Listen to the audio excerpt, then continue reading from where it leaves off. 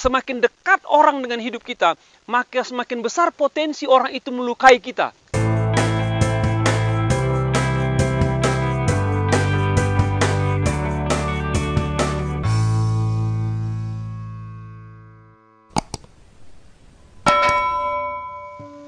Sobat Pemenang, di sebuah perkampungan Vietnam ketika terjadi perang, ada sebuah daerah yang dihujani oleh dinamit dan bom.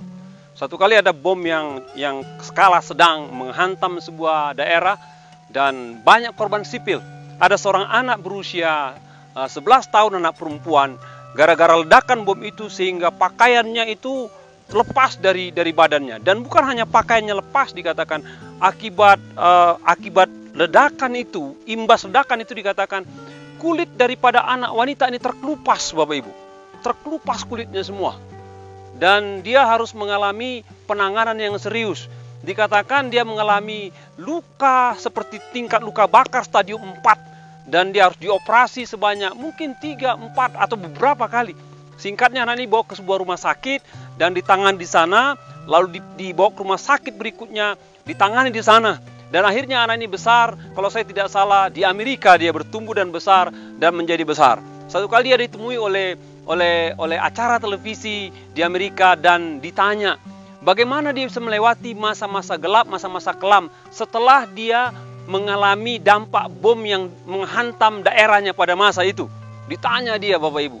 Dan dia bilang demikian, jawabannya gampang katanya. Saya cuma memiliki sikap untuk mengampuni, melepaskan pengampunan, baik terhadap pihak-pihak yang menyerang daerah saya, baik terhadap orang-orang yang membuat saya menjadi cacat dalam kulit saya yang kena dampak radiasi bom sehingga itu mengakibatkan luka bakar stadium 4 katanya. Saya hanya melepaskan pengampunan dan itu membuat saya bisa berjalan, bertahan dan tetap menjadi manusia yang utuh. Jadi saya tidak simpan luka itu.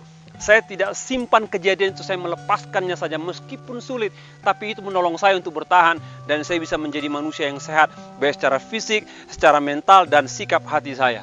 Bapak Ibu sekalian, firman Tuhan yang mengatakan, apabila engkau mengampuni saudaramu, maka Bapamu di sorga akan mengampuni engkau juga.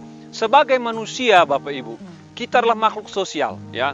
Kita punya teman, kita punya sahabat, kita punya keluarga, kita punya orang lain. Dan kita tidak bisa lepas daripada kehidupan sosial.